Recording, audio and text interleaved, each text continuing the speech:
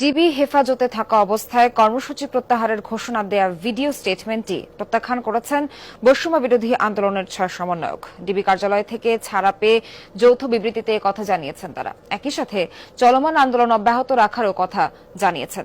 বিবৃতিতে তারা বলেন, ডিবি অফিসে তাদের জোর করে খাবার টেবিলে বসিয়ে ভিডিও করা হয়, ছেড়ে দেওয়ার আশ্বাস দিয়ে পরিবারকে ডেকে ১৩ ঘণ্টা বসিয়ে রাখা হয় এবং মিডিয়ায় মিথ্যা স্টেটমেন্ট দেওয়ানো হয়। শিক্ষকরা দেখা করতে এলে দেখা করতে দেয়া হয়নি। জানান, অন্যায়ভাবে সমন্বয়কদের আটক, সারা দেশে শিক্ষার্থীদের গ্রেফতার ও নির্যাতনের প্রতিবাদে গত ৩০ জুলাই রাত থেকে সমন্বয়ক নাহিদ ইসলাম, আসিফ মাহমুদ ও আবে বাকের ডিবি অফিসে আটক অবস্থায় অনশন শুরু করেন। পরে তাদের সাথে যোগ দেন সার্জিস আলম, হাসনাত আব্দুল্লাহ ও নুসরাত তাবাসসুমও। কিন্তু পরিবার ও মিডিয়ার কাছে গোপন করা হয় বিষয়টি।